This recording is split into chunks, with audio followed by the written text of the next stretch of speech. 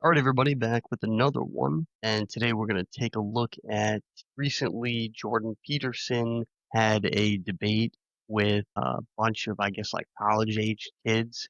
Been a lot of controversy about this, about how he handled it, and about, just some of the, I guess, topics that were being discussed. Just a lot of controversy around his answers, especially some of the things he said about his faith. So we're going to jump into that pretty quickly, but I just want to preface this with I think it originally started out as one Christian versus like a bunch of atheists, and then it turned into Jordan Peterson versus a bunch of atheists. And I'm not sure exactly if that was changed because they wanted Jordan Peterson's name to be, give the video notoriety so that it would have a better chance of getting views and stuff. So if that was a marketing strategy or if it was because his answers when they asked him about his faith didn't line up with the title. So I'm not quite sure of that there, but I did see a lot of, controversy around that as to, they might have changed the name because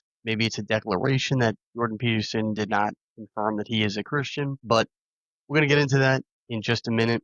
I just want to preface this by saying this video is not to, judge him. It's not to criticize him for, his answers, especially his answers about his faith and stuff like that. That's his own personal business. It's more just to react to the video and see, how maybe put my spin on it of how I would have answered some of those questions from the students. But I will say it's an interesting concept. It's very hard to take on that type of situation.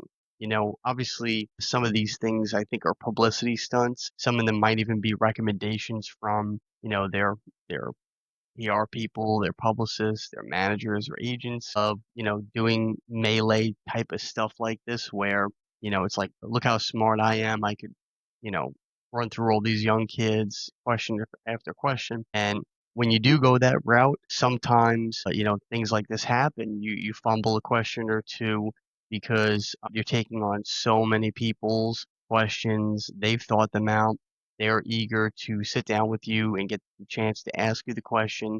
You don't know what they're going to ask, but they do. And then they kind of maybe even rehearse some of the answers that they might hear from Jordan and what their rebuttals might be. I just want to preface it by saying that it's not an easy task to take on a bunch of people and, try and answer all their questions or debunk all their theories, whatever it is.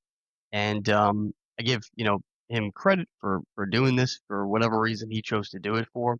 And I'm not gonna be bashing him. I know a lot of times on the internet, um people do these reaction videos where they like to bash, the audience is looking for, especially the way that they phrase the titles and stuff like that, looking for the host to either agree with or bash that person for how they conducted themselves. And that's not my intention. So if I do say anything negative about it, it's just more me commenting on him or the students questions and answers, not so much about their personal character. But we'll dive into it now. We'll take a look at it and see what all the hype is about. So if you are looking for the clip online for yourself, because it looks like it's about half an hour and a half long, we're probably not going to get into the entire clip today. We're just going to run through about maybe 20 minutes or so of it and get an idea as to what some of the questions that these kids are asking and what some of Jordan's responses were.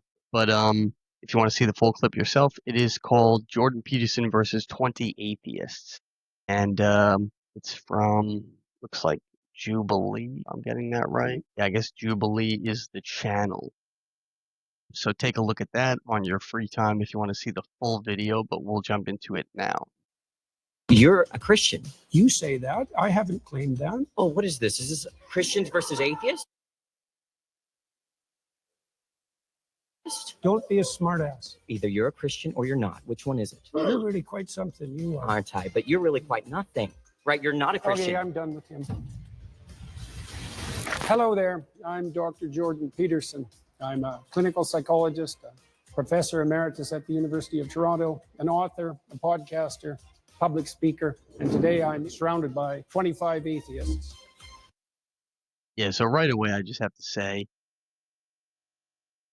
when I see just the beginning intro to the video, if it wasn't Jordan Peterson, and even if it is him, I would assume a person is doing this for publicity because students almost, the people asking the questions for him to answer almost seem animated by the way that they're acting, as though it's like rehearsed or, they were told to be ridiculous, I guess, to some degree. And his response too, just from that little clip, I mean, we're gonna get into it and see what he actually said, but just from the intro clip, yeah, I don't know. I don't know if this is gonna be. I don't know if this is legitimate or if this is him or whoever organized this trying to put together something that's very shock and awe to get the audience to be, get because that's the thing with social media. They've taken a lot of their lessons from the mainstream media on how marketing works and how to get viewers to take a look at what you are putting out. Because the internet today is so flooded with a lot of different types of content, a lot of different channels, a lot of different platforms. It's hard to, um, you know, get your stuff in front of a lot of eyeballs. And I think every so often people will do these big, interesting things that get a lot of, attention from shocking people and creating controversy around it. And it's a way to like get that person back on the map, get that person back in front of, not that he needs the attention. He's one of the top people on the internet, but and in new media, if it wasn't him, I would assume that the person was doing this to get attention because this looks like that just right out of the gate. Just looks like something that is shocking. Kind of like how Piers Morgan has like people on and they're always yelling at each other and nobody ever makes like an argument that is profound and carries on outside of that show. It's pretty much just people yelling at each other. A person makes a good point here or there, and then 2 hours later, you think back to what you watched, you can't remember.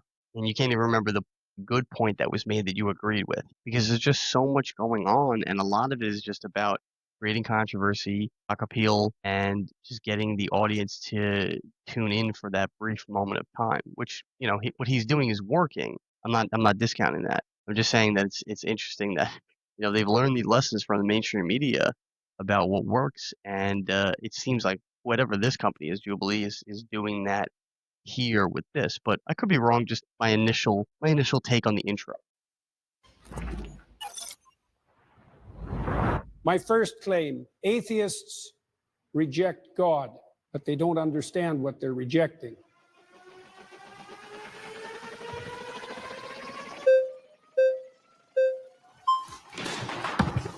Good afternoon, Dr. Peterson. How are you doing? So this claim here that atheists don't know what they're rejecting. Oh wow, so that's interesting. I didn't see that coming. So it's almost like a game show, actually. There's a timer. He asks a question, then you have to run to the seat, like musical chairs, and get to the seat before somebody else. That's interesting. So I never seen this before, and it's an interesting way to make it like a game show and a podcast at the same time. It's actually kind of different. I've never really seen that before. So maybe there is something to that. But yeah, let's keep watching. That's really interesting. Obviously feel that you missed something when you were practicing for the priesthood. Your aim was off then. So And there's so- always the possibility that it's still off now. What was off about my aim in the first I place? don't know. That might take a long time to figure out. But Then it seems kind of like this no true Scotsman type of fallacy in which you're the arbiter of people's aims and how they understand those aims to be. How is it that you can claim that people don't know something that you know about their life despite not having met them? well, it's obviously a generic claim, just like the atheist claim that there's no God is a generic claim.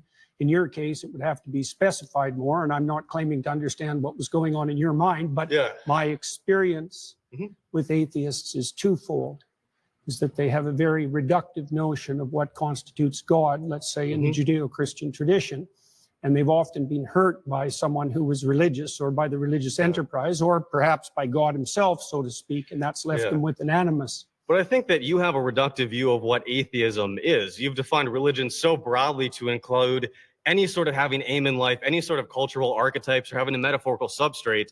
And atheism to you is a very specific type of like three people in the world that are these Raskolnikov type of they want to get away with a perfect murder. It seems like you have the reductive view of what an atheist is.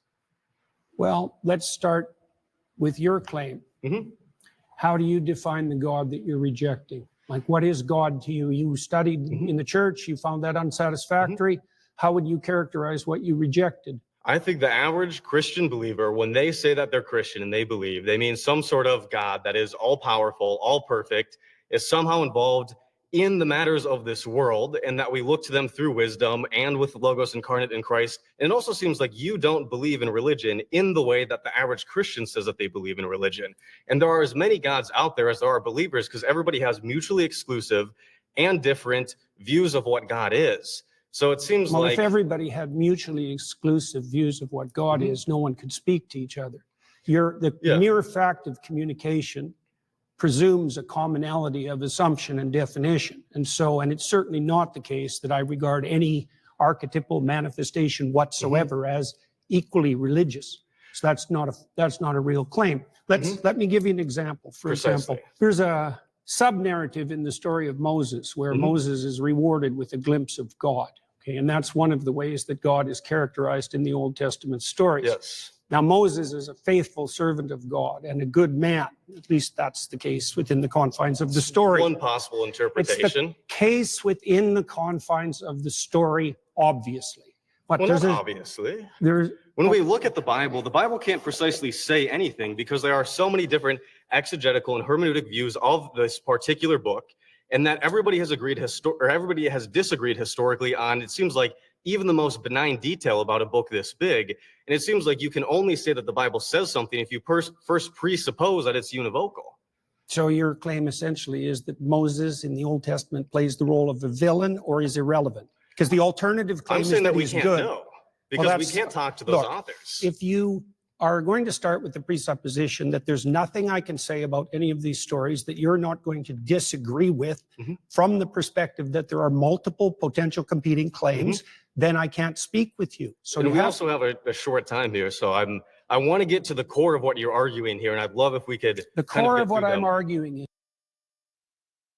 All right, before we hear that part, this is what I want to say that is a big takeaway from, I think I realized part of why he walked away from, which, as he said, he was studying to become a priest, and now why he's declaring himself an atheist because he's here today. This is what is wrong with the modern day churches, and this is why a lot of people are moving away from them, and this is why a lot of people are gravitating toward small, intimate Bible studies with neighbors or friends or their community, while they're doing, home churches are making a little bit of a comeback, and why there are revivals of Christianity in other countries outside of America that are like third world nations, where it's really, really like you would not expect it to happen in those countries because they don't have the type of setup that we have or the history with it. But this is exactly what's wrong with the churches today.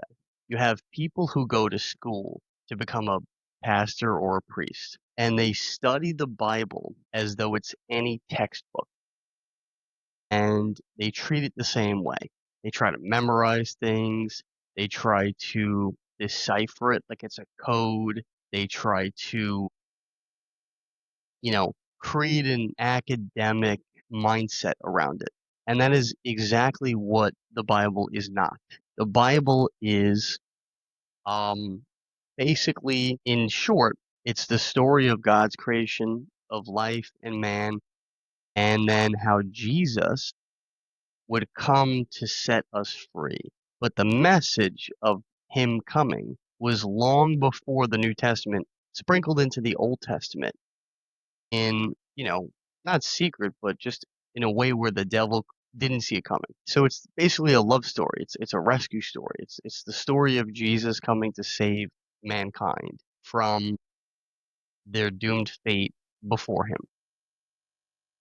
which originally was due to the fall in the Garden of Eden with Adam and Eve. But in it is a lot of stories, a lot of parables, life lessons, a lot of wisdom that you can use and apply in your daily lives in many different capacities. And then some guidelines and rules on how to behave based on, what God expects of us. It's not this academic thing that they try to make it in seminary school. They try to, get so deep into it that they almost make it like you're studying physics, or some, really complicated science. The Bible was written in a way that the poorest person on earth, the dumbest person on earth, a child, anybody who is not super intelligent could easily read it, comprehend it for the most part.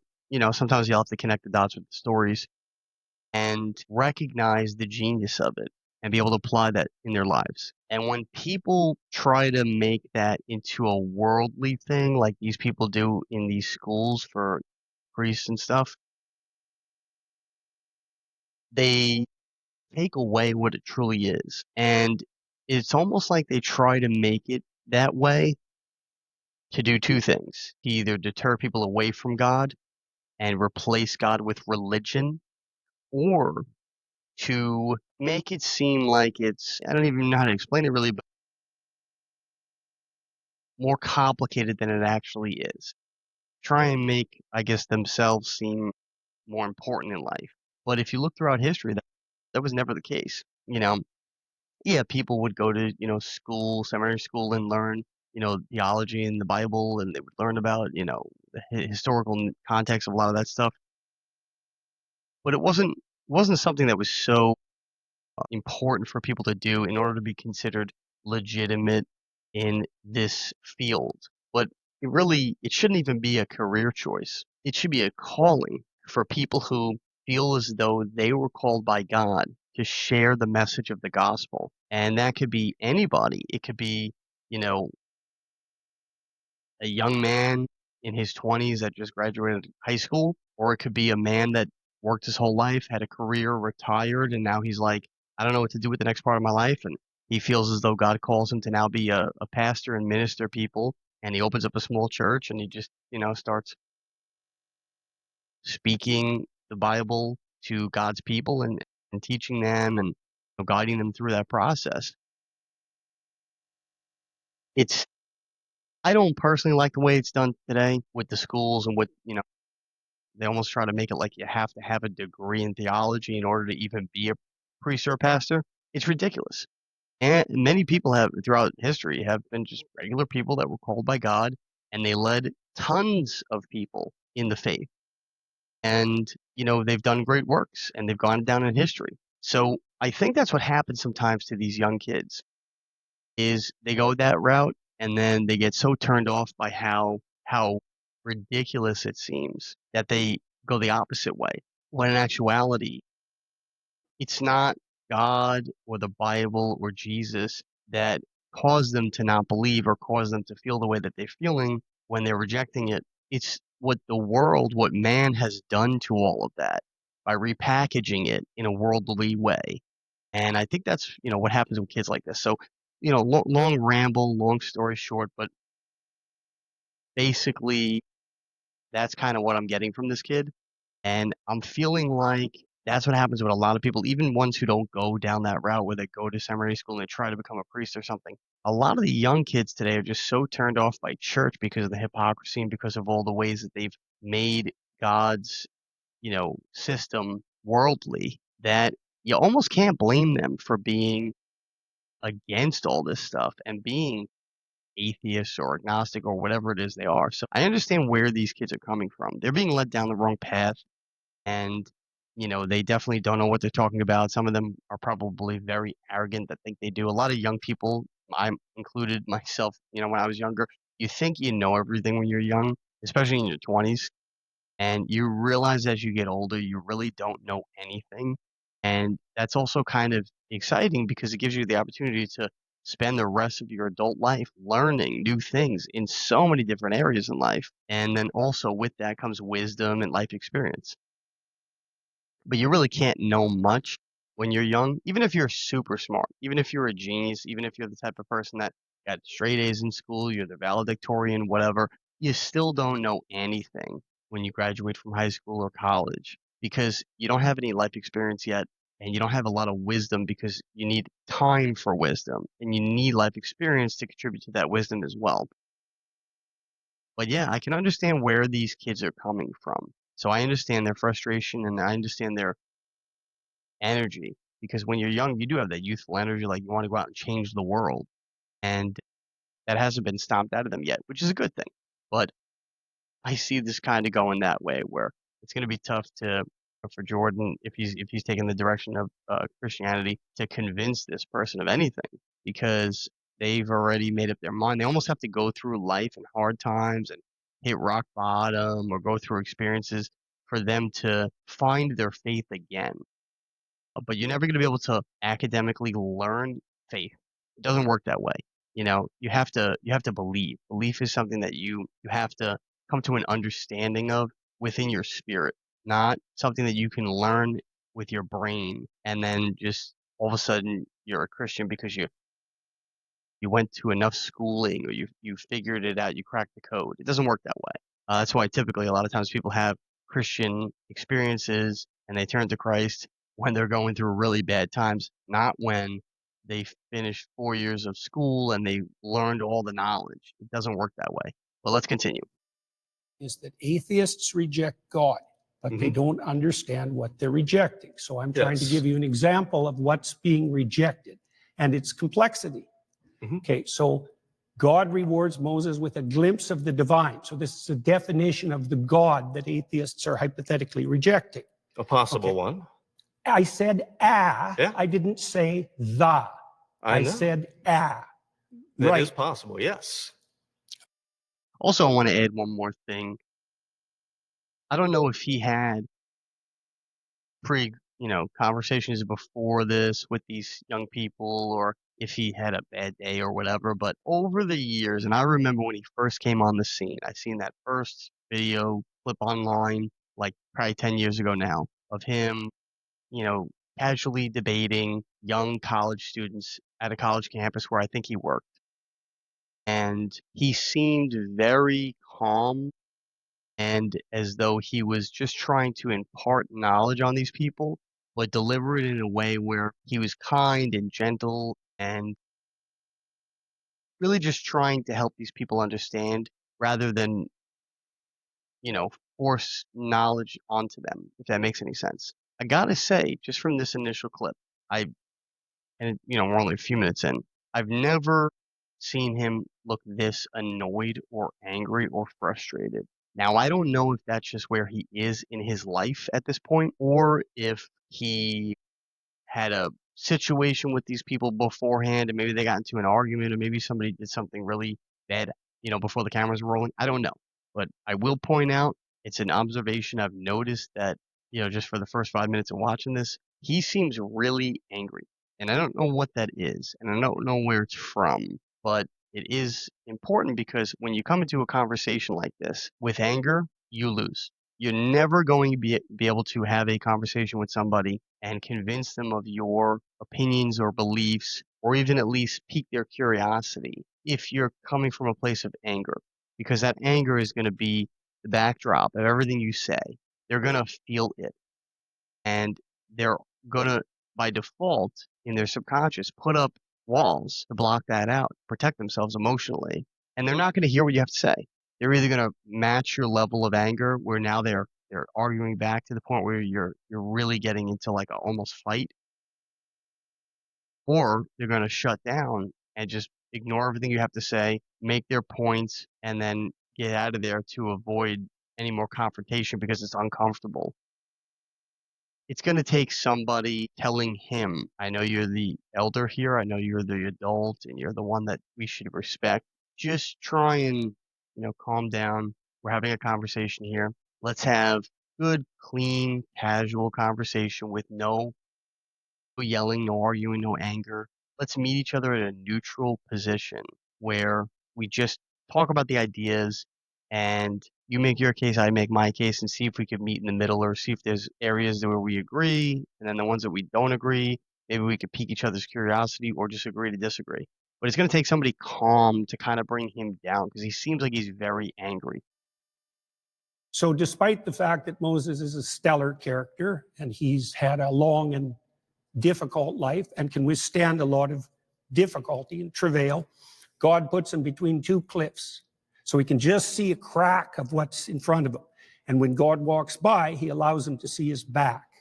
Okay, so the implication an implication of that story is that the divine is fundamentally unknowable. It's a pinnacle experience, and that people in their finitude have to be shielded from a comprehensive vision of the basis of reality. Well, that's not the God that's defined in that manner, right? It's not a simple personification. It's not a simple old man in the sky. It's something that in its essence is unknowable and overwhelming. And that isn't, in my experience, the God that's defined by atheists who are attempting to undermine the story. I mean, it's the same claim, for example, that you're a finite creature and that you face something that in the final analysis is unknowable, and that you have to establish a relationship with it regardless of your inability to perceive or even withstand perceiving the whole. Okay, is there a problem with that? I mean, the problem is that when we look at, famously, when you've been asked, do you believe in God? The question becomes, what do we mean by God? And in the Bible, it's not even clear the biblical authors know what God is, because Yahweh has historically emerged from an early storm god, a deity that doesn't exhaust the category of deity, and it has changed over the Old Testament. Does God have physicality? Does God not have physicality? It seems like, yes, if you define religion to mean anybody that has an aim, anybody that looks at the unknown, anybody who wants to go from chaos to order is inherently religious, then yes. But also in the same way, I could define atheist as somebody who doesn't dogmatically believe in a religion, or somebody who doesn't regularly attend religious services or belong to a denomination. To help especially the audience kind of like boil this down, there was a lot of words there. That the central claim is that we exist somewhere between the finite and the infinite. A central claim is that we exist somewhere between the finite and the infinite. No, I said that we were finite and we had to establish a relationship with the infinite. Yeah, then in that case, then we're all religious, but then I can do the same thing and define one particular element of atheism. It seems like we both have a reductive view of what the other side looks like, to the point where a conversation seems incoherent, and not just incoherent, but not in the way that the average Christian understands Christianity to be. Do you have a problem? Let's pause there. Sorry, you've been voted out by the majority.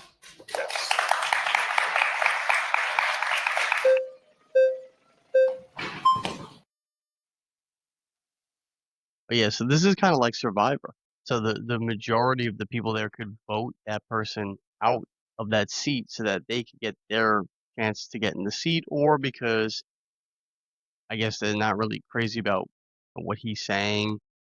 But yeah, this is interesting. I guess this is like a game show. I don't know. I've never seen this before. It's the first time. And it's kind of interesting. It's almost like speed dating, but like question and answer with two opposing sides. I guess that's kind of the concept of how they maybe originally pitched it, but it's interesting. I've never seen this. Hey, how's it going? Nice to meet you. Nice to meet you, David. David, good to see you. Tell me everything that you know about the Polynesian deity Lono, L-O-N-O. I don't know anything about the Polynesian deity Lono. So you're rejecting something without knowledge of what you're rejecting. I'm not rejecting it. No more than I'm rejecting believe in anything Lono? that I don't know anything about. Do you believe in Lono? Do you believe that he is a deity that exists in the world, exists in the universe, that exists in the existence of everything? Do you believe that Lono is a being? I'll answer that question once you answer my question, which is, do I reject everything that I'm ignorant of? Because that's your presupposition that undergirds your argument, and unless you can prove that that's valid, then there's no point. My question is quite simple. Yeah, but that doesn't mean it's formulated accurately. Do you believe that Lono exists? Yes or no? I'm not going to answer that question for the reasons I just described. You already insisted that if I reject something, that if I'm ignorant of something, I reject it. Do you think that everyone in the world has to know everything simultaneously for that to be valid and true? I think in order for your argument to be true, in order for it to be true that we atheists don't understand what we're rejecting, then you need to also apply that to yourself and to Christians and to Muslims and to any other person on this earth, where if you don't understand what you're rejecting the belief in, then you can't reject the belief in it. That's the implication of your claim. I didn't say that I rejected the belief in Lono. I said I didn't know who Lono was. I didn't say anything about rejecting. That's because I've asked you several times and you haven't, but let me get to my even greater point. You're saying atheists don't understand what religion is or what God is in order to be able to reject it fully or completely. We have someone over here who studied it in their own way. I've studied religion. I have a degree in religious studies, specialty in Christianity and Mediterranean traditions. And further than that, beyond me, Pew Research studies suggest that atheists and agnostics actually know more about religion and about religious stories, the foundational principles, than believers. That's because they're more religious than they think they are. Okay. You can. They're concerned with deep matters. And one of the defining characteristics of someone who's oriented in religious direction is that they're concerned with deep matters. Okay. In fact, it's virtually definition. Right, but they also have to identify with a religious tradition and accept the foundational stories that go along with that. Well, that would mean more that they're sectarian than that they're religious. And most people, for example, in the United States, deny that they're religious, but accept that they're spiritual. There's an interesting point that he's making is that atheists know more about that stuff than the believers.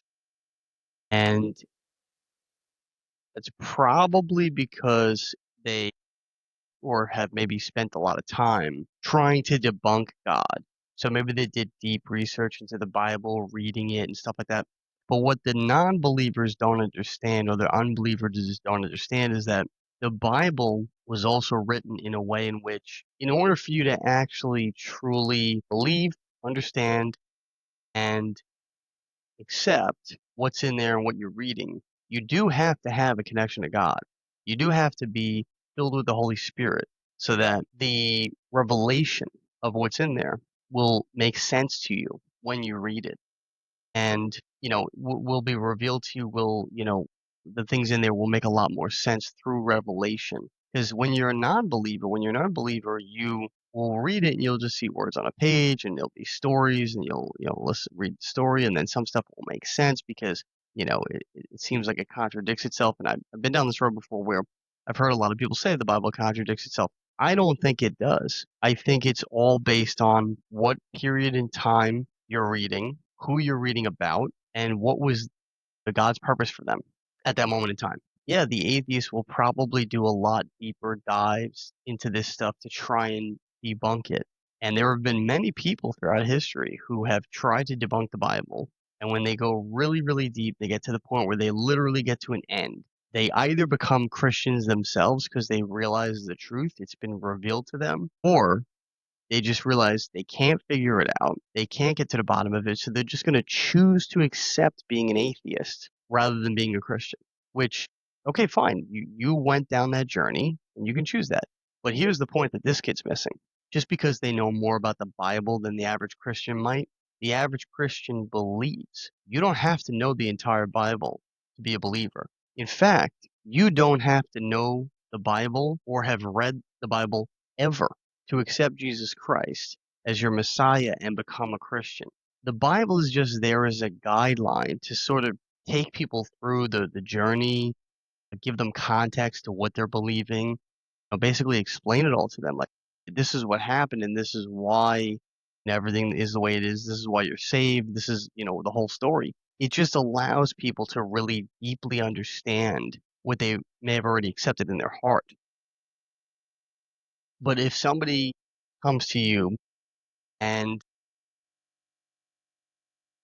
says, oh, hey, I'm a Christian and I believe Jesus because he died for our sins and he, rose again and he saved us from eternal damnation.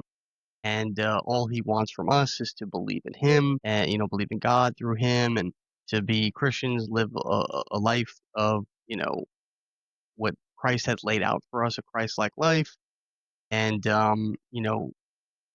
all that stuff and you could be born again.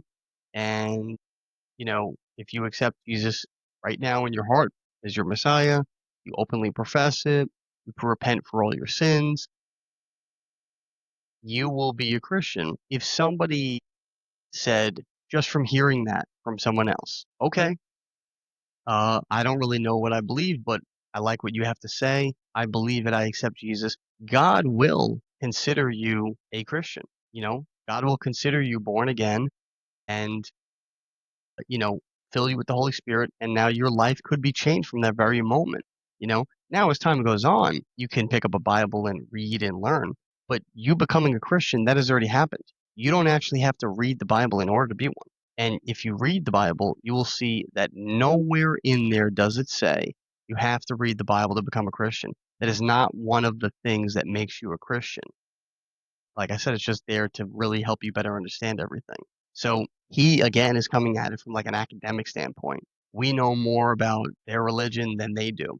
That's fine, but you're still not a Christian. And in God's eyes, he will still reject you, even if you know the Bible more than a actual Christian, because you haven't accepted him. So he might think he has the upper hand, or some of these atheists might think, oh, well, I know more about this than you do. It's fine. It does not matter. It does not make you saved in God's eyes. It doesn't make you born again. It doesn't make you a Christian, and it does not make you someone that he's going to allow into the kingdom of heaven after your life is over. Aha! Hi, nice to meet you. How are you doing? Good, how What's are you? your name? I'm Greg. Nice to Hi, meet you. Greg. Okay, so I feel like you're getting at this idea of polysemy, where we have multiple related meanings for a word, right? Like, for example, a famous painting can be emotionally moving in that it changes my emotional state. And when I was on the highway coming here to the studio, I was physically moving. I was changing my position. If I said, I believe the Mona Lisa is very moving, and you said, you don't really understand what you're saying, it's nailed to the wall, I would say that you're the one who doesn't understand what I'm saying, not the other way around. And the way that relates to this is there are many concepts of God, and I'll admit, I find a lot of what you say about that interesting. I'm familiar with it. The idea of this kind of Jungian hierarchical thing, or as a metaphor or a symbol, or the kind of, atheist, materialist, literalist idea of a agentic, omnipotent, omniscient being that intervenes in reality, right? So when I'm saying that I reject the concept of God, I'm aware of these other definitions of God. But I think that when we use words, we tend to only imply one meaning at a time. So the same way that I would say the Mona Lisa is moving emotionally, but I would not say it's moving physically. I would say I reject the concept of God in this very literal way. But What literal way? the way that God is this omniscient, omnipotent, agentic, supernatural being that sent his son down and has, caused miracles and all these things like that. The idea of God is Do you like, think that there's an underlying unity of things? could you explain that question? Well, scientists, for example, believe that science unifies in a comprehensive theory. Do you, yes, no, or that there are multiple competing truths? Those are the options. Either things unify or there are multiple competing truths. I think that I know that, for example, like in physics, people are looking for like a theory of everything. And why do you think they're doing that? It's interesting, it's helpful. But they also believe that there's an underlying unity to things. In a sense, yeah, like like the material world and time and space are probably governed by universal laws and principles. Partly that, yes, yes, but that the same thing might extend to a broader domain that would include imagination and value. Could you help me connect that to the prompt? Well, I'm trying to define God, the God that I don't think atheists do a very good job of defining. Here's another question for you. What do you think guides you in your determination of whether or not what you're saying to me is true? Can we go back? Can we stay on what we were talking about? We are. Okay. You're just uncomfortable with the question. No, I feel like you're just kind of throwing different spaghetti at the wall. I'm not. Okay. I asked you a very specific question. What is it that you think guides you when you're talking to me to help you determine whether what you say is true? Logic, memory, reasoning, sensory information. How do you distinguish that from being governed by something that's false? An interesting question. How do you know the difference when you speak between what's true and what's false? So you could imagine. Right? I can infer. From what principles? So, and what are you getting at? I'm getting at the fact that your conscience guides you. Is that reasonable? Conscience is defined by my empathy and my reason are my foundational. Define it any way you want. Okay, so that's how I'm defining my conscience. Is my my conscience is my sense of right and wrong. Yeah, exactly. Yes. Where does that come from? I would say that comes from an evolved capacity to empathize and a recognition of the benefits of engaging with and nurturing that capacity. And then that empathy is constrained and guided by reason, right? Like, for example, I am driving down the highway there's a kitten in the road, I'm going to empathetically feel, oh my God, I want to save the kitten, but then reasonably, like I'm going to get hit by a car, right? So that's sort of the process through which I make ethical decisions. Okay, is how do empathy you constrained by reason? Do you think that people can differ in their response to something empathically? Yeah. Is there a mediating principle that can tell you one person who's empathic and another person who's empathic that disagree, who's correct? Interesting. Yeah, I mean, I think that's where we'd have to, talk it out, right? Mhm. We do that in real life all the time when we have, whether that's a discussion with a friend about the right thing to do in a situation, whether that's a policy discussion about law, right? That's where we can converse with each other, think about things, explain our perspectives, and then kind of reach a conclusion, right? That I think that we do that all the time. So Elijah, the prophet Elijah, defined God in the Old Testament as the voice of conscience within. Okay. That's a definition. So you're saying by that definition of God, I guess, see, this kind of goes back to where I'm saying initially. I'm not defining it. Elijah Okay, defined so it. as Elijah defines It's God. defined that way in Jonah too. Okay, so as Cardinal Newman also got defined it that way. as I'm sure you know many people who defined it that way. And it's impressive. You're a very knowledgeable person. I'm not trying to be impressive. I'm okay. just pointing out to you Got how it. God is defined in the Old Okay. Testament. All right. So to respond to that, I do think there are lots of interesting ways to define God. And that goes back to my kind of opening Then how statement. do we specify what we're arguing about? We use context clues, or again, it goes back to my example of the Mona I'm Lisa. defining God as conscience. Okay. So that's interesting, but then you're kind of expanding the meaning of God. No, I'm not. That's how it's defined in the Old Testament. Okay, in so- Elijah and in Jonah. Sure. So whoever, so It's not whoever. okay. Elijah is one of the Okay. major All right. Old Testament All right. prophets. All Right? right. He's equal in stature to Moses. Okay. Right. So it's not arbitrary. All right. So that is interesting, but it's not relevant to the context with which I am using the term God. It's directly relevant. Atheists reject God, but they don't Right, but understand you- what they're rejecting. you're You being- accept conscience as a guide, and conscience think- is one of the defining characteristics of I think- God in the Old I Testament. think you're being intellectually disingenuous In what way? because I again, asked you if you believe that conscience guided you. You just asked me a question and then you stopped me from answering it. In this setting, you understand the way I am using the term God and belief. Not and in then the least. I don't understand how you're using it in the least. That's why I'm trying to define it. My definition of God as conscience is a lot more precise and oriented than But- your definition of the God that you But hypothetically disbelieve in. it's irrelevant to the fault lines of this debate. How is it irrelevant? Because in common parlance, when we're talking about atheists, God, belief, not belief, I we're don't not care talking. about common parlance. I'm trying to get to something fundamental. I think your point is irrelevant to the way that people tend Which to use point? these words. Your point that there are these polysemous I didn't ideas make that of point. God. You did. I made a I specific characterized point it, that God right. was associated with conscience. I just feel like you kind of retreat into this semantic fog. I'm not retreating at all. I'm advancing, sir. You are retreating. All right. Well, it was very nice to meet you. Nice I appreciate to meet the you too. conversation. Yeah. It's very brave of you to do this. Thank you. So I will say that he was probably the calmest, most peaceful person so far, which is, I think, why Jordan came off less angry during that conversation. But one thing I have noticed that I will say is a lot of times these atheists try to think their way out of believing in God, or they try to think their way out of God being real. Here's the funny thing. Regardless of whether or not you believe in God or don't believe in God, he does exist. So if you decide you don't believe in God, you are still bound by the parameters that he set forth. You are still bound by if you commit sin, you'll still be punished for that sin. If you reject him, you will still by default be manipulated and deceived by the devil. No matter what you do, God still exists. His rules for life are still applied, and we still have to adhere to them. That's the thing that atheists try to get wrong, try to figure out. It's almost like they're trying to say, how do I figure out a way to not be bound by God's rules? Because I refuse to accept him. I want to be my own God and run my own life without having a master. And the only way I can do that is if I reject him and pretend that he doesn't even exist. But the problem with that is, again, you're still bound by his rules. You have no choice.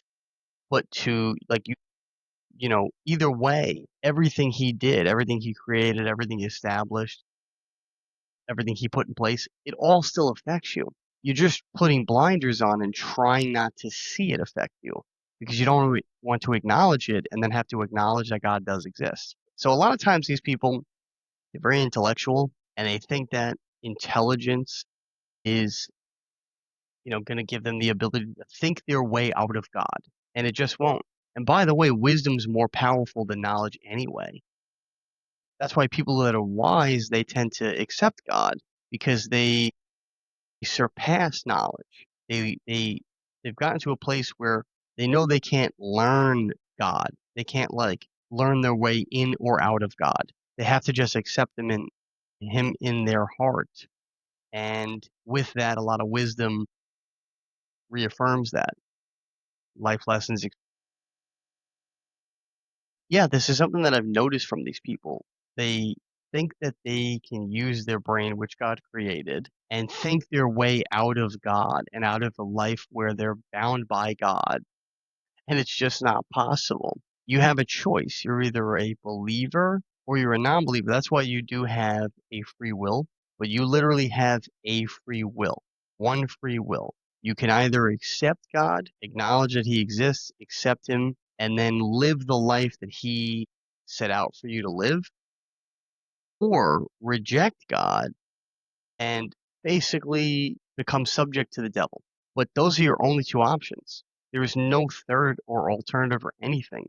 It's literally just those two. That's why you really just have one will. You have one free will. Choose God or don't choose God, but by default, you're choosing the devil. That's it, And a lot of these people, I think they think they're so smart, they can outsmart God. You can't even outsmart the devil, let alone God. So it's interesting, but you do come across these people in life that just think they're smarter than everybody. And when you get older, when you get wiser, when you have more life experience, hopefully for these people, they will eventually come to terms with the fact that they're wrong, and then maybe it will lead them down a path of accepting God and changing their ways. I mean, there were some staunch atheists that have completely converted to Christianity, and they're different people now. Their lives have changed. Lee Strobel is probably one of the most notable. But yeah, that's just something interesting that I kind of observed from all this. We've seen a lot of guys so far. Let's see a girl's perspective on this. Hi. Good work. Thank you. Hi there. I'm Zena. So I want to start off with defining terms. Yep. How do you define worship? Prioritize. Prioritize. So almost like having a preference over something rather than the It's a other. hierarchy of preferences. Yeah. And you use it to direct your attention. Right. So whatever you're attending to, you're worshiping. Right. So I've kind of become a little bit familiar with your idea of this value-laden hierarchy. Yeah. Right. And you kind of posit that at the bottom of this hierarchy, or you could call it top or bottom, I suppose. Right. At the bottom of this hierarchy, this foundational priority in your life is going to be considered God. Is that correct? Yes. Right. I'm trying to imagine a situation in which could there be that someone has a priority at their foundation that is different from someone else's? Oh, definitely. Right. So we can have different conceptions of God. That's why we fight. Right. So essentially, there's not one God, but there are multiple gods, and these gods exist in some realm of truth. It's true that this person has one God and it exists. Yeah, probably better to think about it as multiple values, but that there's a hierarchy of values with something at the bottom. Right, but at the bottom is God, and that's a definition. Yeah. Yeah. So at the bottom is God, and there can be multiple people with different conceptions of God, and they're each valid in being called God. So there are multiple gods that exist. It depends on what you mean by valid. So far, so good, but it depends on what you mean by valid, because I would say that some foundational conceptions don't play out when they're implemented. So if you put the wrong thing at the foundation, you end up in hell, for example. That's what happens in totalitarian states. Okay. Yeah. So you're saying... So they're not all equal. Like all foundational principles are not equal, even though they might be equally foundational.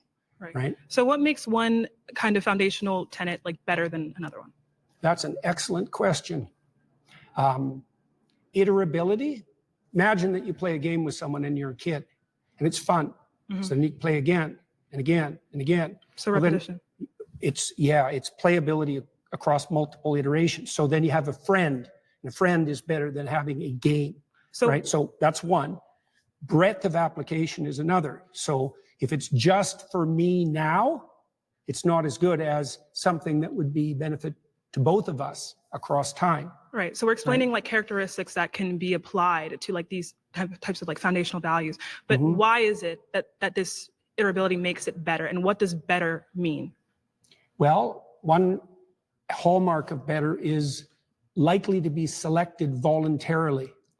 Right. So it's invitational. Another descriptive kind of quality. So we're talking about characteristics that in some type of system with a goal, an output being like, we could maybe say happiness, right? Or some type of harmony. Harmony, yeah, right? That's better. Not happiness precisely, because it's too short term. Exactly. So as someone who is an atheist, right, I can explain that within a system, there are things that we can see as better or worse to meet this goal or meet this output. But what we're interested in, though, is what could make these things, regardless of any system, right? Well, imagine that you set up a system and you implement it and it produces the opposite results to which you intend. Oh yeah, that's not a good system. Exactly. Right, so the foundational principles are lacking because when you implement them, the game degenerates instead of moving towards the aim. Right, so we're talking about within a system. When we talk about something being moral, right, just absolutely moral, it means that without a system, right, this thing is simply moral with no reason. Like, stance independent, this thing is good. So I'm trying to figure out if such thing can exist. And if so, do you believe that these things are moral in of themselves, like self-evidently moral, or are they moral in accordance with the system? I can't define them any more accurately than I already did, really. Okay. In regards to morality, when we talk about the divine, when we talk about God and religion, these moral tenets and religion, right, and God exist as good because it is God, right? So it's self-evident, right? Without any kind of goal or output, this thing is good. So I want to figure out how. There's an element of that that's true. So, for example, in the story of Job, Job is unfairly tortured in consequence of a bet between God and Satan. So Job is emblematic of someone who's being hurt for no apparent reason. Okay, so Job's response to that is that he refuses to lose faith in himself, and he refuses to lose faith in the ultimate goodness of being. Okay, and those are axiomatic decisions. They're not exactly evidence dependent because he is suffering. There's an arbitrariness in that that's reminiscent of what you claim. So I'm essentially trying to figure out, do you believe that something can be good, like stance independently, something that can be good? I don't know what you mean by stance independent. Okay, so you mean independent of people? Independent of people. We can use that, or more so, I want to be more specific. Something that can be good, right, regardless of any end goal. It's just good. No, I think good is tied up with goal. Goal, okay. I completely agree. So in a sense, this is why. That's why the religious goal in Christianity is the establishment of the kingdom of heaven on earth. It's goal dependent. Okay, right. So it's in reference to a goal. So, or the goal would be the imitation of Christ. Someone's goal, right, can be something that doesn't encompass being in congruence with God or being with God. No, the thing that they want to be in congruence. Oh, right, okay. That's right. That's right. That's good. That's great. The thing they want to be in congruence with is fundamentally equivalent to their God. So what makes someone a Christian and what makes someone not a Christian? What makes like that's what I'm trying to figure out, because that's a good question. Yes. Yeah, well, probably the deepest answer to that is willingness to shoulder your cross voluntarily and trudge uphill regardless of circumstances. Okay, so someone can have a God, because in your definition, your first preference, that is God, right? So someone can believe in God, right, and not be a Christian, right?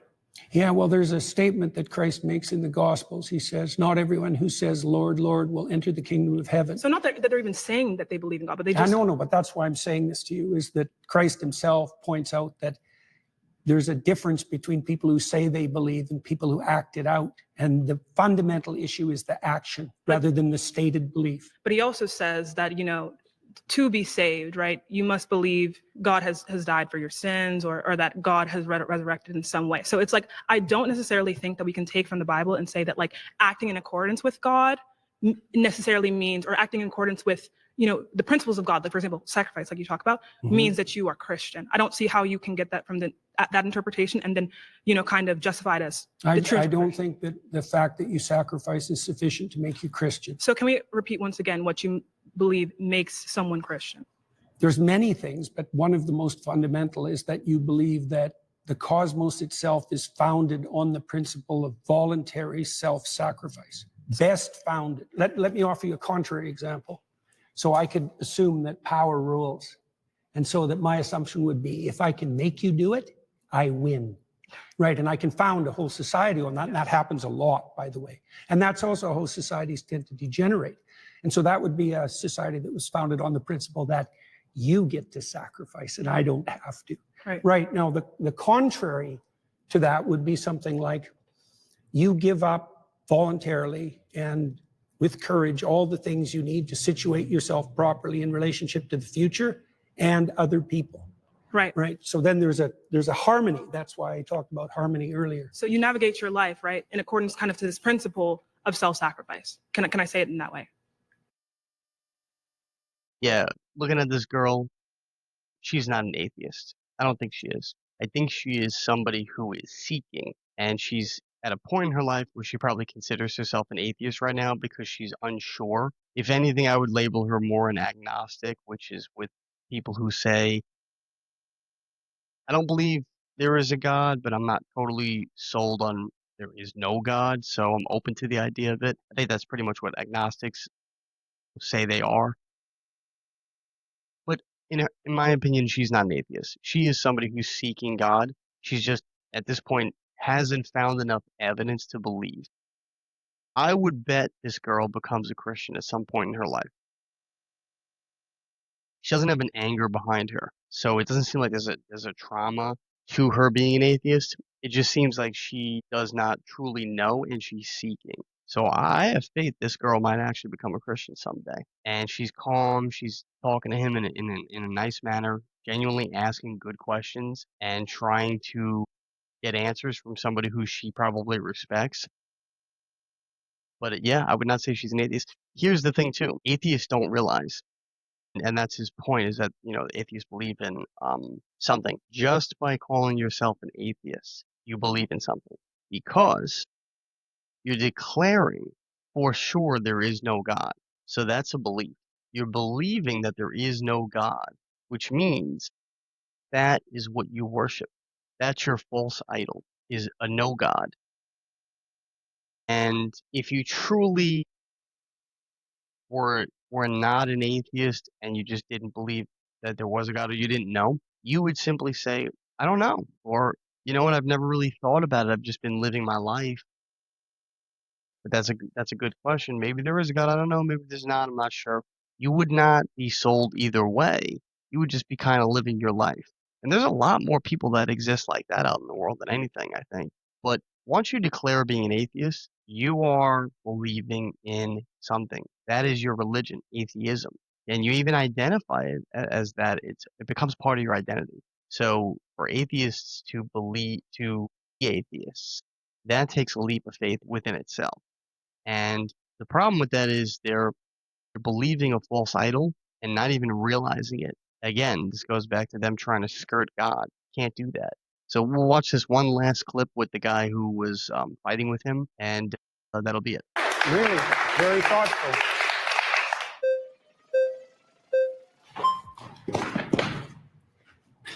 Hey, Dr. Peterson. How you doing? Danny, nice to meet you. What's your name? Danny. Danny. You say atheists worship things or people or places, whatever. Can you be very clear about your definition of worship again? Attend to, prioritize, and sacrifice for. Okay, that's it. That's your understanding of worship. Well, I could flesh it out, but that'll do for the time we have. Okay. Do Catholics attend to Mary? Oh, yes. Okay. So do they fit that description of worship? Yes. So you would say Catholics and other people that revere Mary, like the Eastern Orthodox tradition, worship Mary. Well, they might not put her in the highest But place. you would put it that way. No. You just said it. Now you're taking it back. There's now? still a hierarchy. Okay, there's a hierarchy, but within And the there's something at the top. All right, you can worship things Mary below. is quite a ways up the hierarchy, but not at the top. Let's go over your definition of worship again. What's your definition of worship? Attend to, Attend to. prioritize, Do and Catholics sacrifice for. what do Catholics attend to? Do they prioritize Mary over all other human beings? No, I didn't say overall, did I? I didn't add that to my definition. You understand. I said there was a hierarchy as well. You attend. So you can attend to something trivially, or you can attend to it deeply. Okay, now you're adding stuff to the definition, but your original definition. I added the hierarchy part at the beginning. Are you familiar? Just didn't understand it. Are you familiar with the Immaculate Conception? Why is that relevant? Because you go to a Catholic church, don't you? Or you've attended recently. You're interested in Catholicism, aren't you? Sure. All right. Are you familiar with their doctrines? Somewhat. Okay, you're Their familiar. doctrines are very How do they deep. regard Mary? Why are you asking me that? Because you're a Christian. You say that. I haven't claimed that. Oh, what is this? Is this Christians versus atheists? I don't know. You don't know where you are right now. Don't be a smartass. Well, and I mean either you're a Christian or you're not. I won't talk to you if you're a smartass. Oh, either you're a Christian or you're not. Which one is it? I could be either of them, but I don't have to tell you. You don't have to tell me. I was under the impression I was invited to talk to a Christian. Am I not talking to a Christian? No, you were invited to. I think everyone should look at the title of the YouTube channel. You're probably in the wrong YouTube video. You're really quite something. You are. Aren't I? But you're really quite nothing. Right? You're not a Christian. Okay, I'm done with him.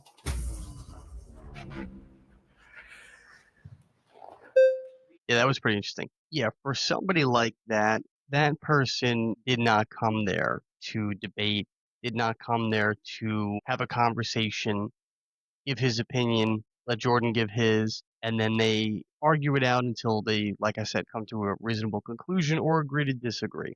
That person was clearly there because he hates Jordan Peterson or he hates what he stands for, and he wanted to let him know that. That type of person is not worth entertaining because you can't make people like that accept, understand anything, care at all, really where you're coming from. So it's almost like a wasted conversation. That's why in the Bible it says if you go to a town and they won't hear you, they won't hear the message, shake the dust off your feet and leave. That's God's way of saying not everybody's going to accept. You can't make them. Let them perish. They will perish and they will have to deal with the aftermath of that. But he came in rude and he came in like he was trying to gotcha Jordan Peterson about his Catholicism, Christian faith, but tied to Catholicism.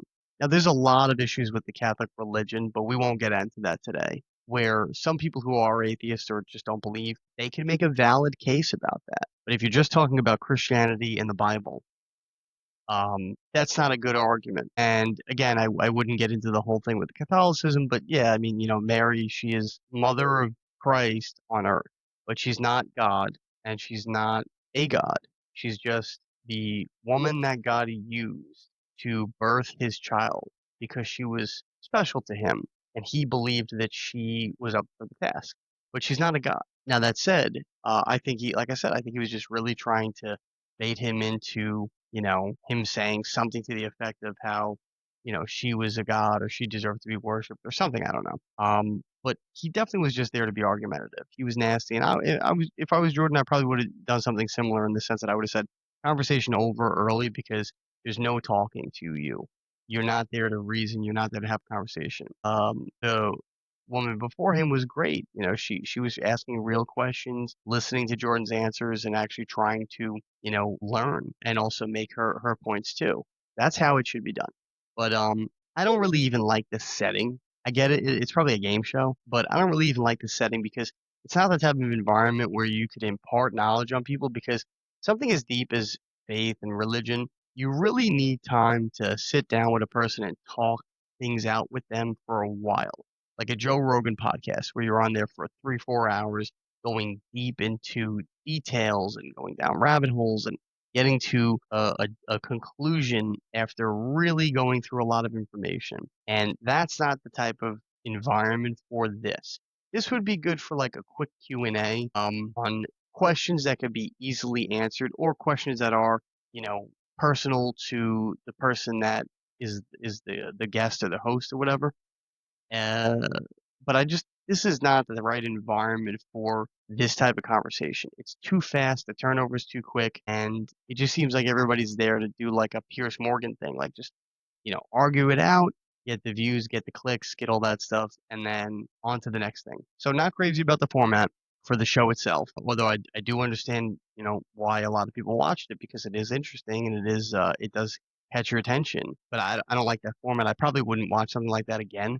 I just did it for this video. But yeah, I think the way Jordan Peterson handled himself was okay. It actually got better over time. Talking to these kids, I think he came into it really seemed like he was angry, but maybe he just had a bad day. But yeah, a lot of people got really upset with him online, especially a lot of the Christians and conservatives, that he said yes or no. It seemed like he said no, he wasn't a Christian. He said he didn't make that claim. And then he said, I may or may not be, but I'm not telling you.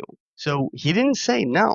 Yes, he didn't say yes. And it is, you're not supposed to deny your faith because that's what it says in the Bible. If you're asked, you should profess your faith. And, God considers that the right thing to do. Like you need to be honest about your faith because it allows others to see you as a living witness to Christ and to God and everything. So I think he might have been wrong in that regard that he should, but for the sake of this, maybe he was trying to do something, or maybe he was trying to take that out of the equation, that he was arguing on behalf of Christianity, but not as a Christian himself, so that they couldn't pigeonhole him as a Christian and assume all of his arguments fall on that, and he's the opposition. So, everything he says is coming from a place of, I'm a Christian. Maybe he was trying to remove himself from that to say, yes, I'm arguing Christianity, but you don't know what I am, so you can't use that against me.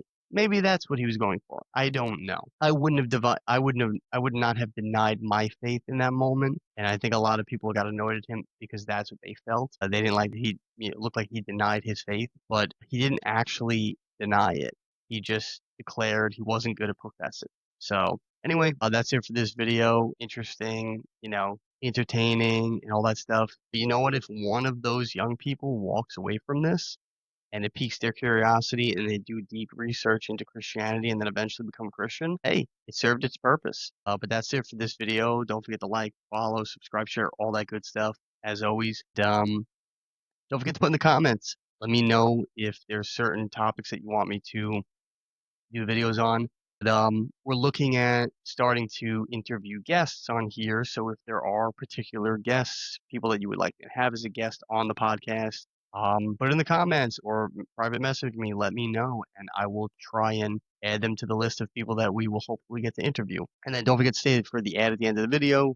Check out the book. It's on sale now. It's actually, I think it's at its lowest price right now. It's a great deal. Very easy to buy children's book for somebody that has a kid. You literally ship it right to them from whatever website you order, and check out the apparel shop and all that stuff. Helps the channel grow, helps us with the charities that we're involved in and things like that. So check all that stuff out in the ad at the end of the video. But that's it for this video. Stay tuned for the next one.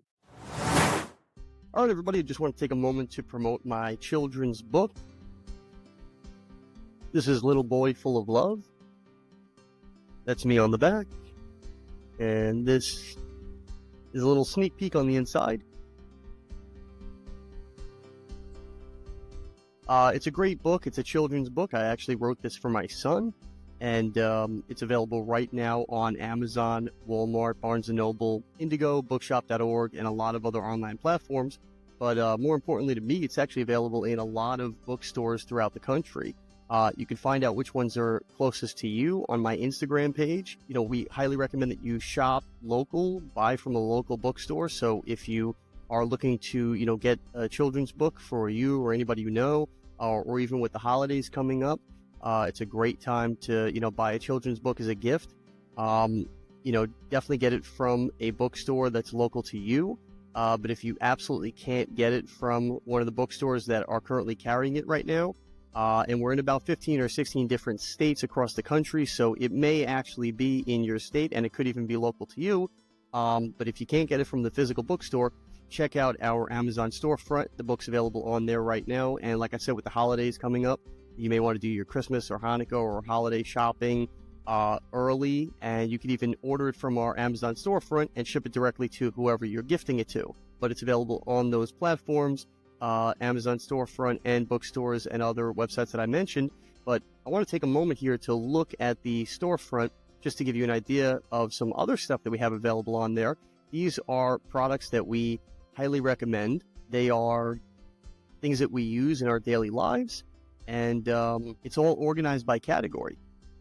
So it's a lot easier to, shop for the holidays and specifically for things that interest you, particular categories. available right now, many different items on our storefront. If you can see here, 61 items just in women's apparel, fall decor, because right now we're in fall, 26 items, kitchen items, baking specifically, things for around the house, children's toys, even stuff for parties. If you're trying to save money on a party and throwing your own, occasion, you can even buy some cool gadgets here to help you, put on a better party. Health and wellness items here, even stuff for Christmas. And there's the book right there. So you can get it from the storefront. You can get it from the bookstores, like I mentioned. But it's available on all these different platforms. It's really easy to find and gift to somebody. Also, I want to show you the apparel shop, and these are some clothing items that we actually produced. So if you're looking to get some cool apparel items, shirts, hoodies, long sleeve, short sleeve, leggings, even accessories, cell phone cases, women's makeup bags, fanny packs, coffee mugs, all different types of stuff, even some, art, all different categories here, apparel, homeware, accessories, drinks, even digital items. It's all on this store, healthybodygoodssoul.com. Anything that pertains to you or somebody that you're looking to get a gift for the holidays. A lot of great designs on here, a lot of cool designs that we actually custom created. Stainless steel water bottles, especially now with the fall and winter. A lot of cool hoodies and long sleeve shirts. This is a really cool one, I think, for women. The original Be Your Soul apparel, that one's actually really popular. People tend to like that.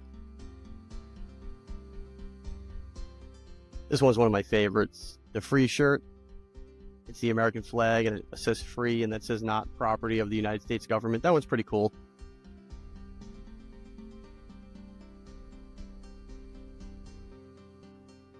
Got all different types of tank tops, hoodies, long sleeve, short sleeve, tote bags, coffee mugs, even some items for kids, backpacks.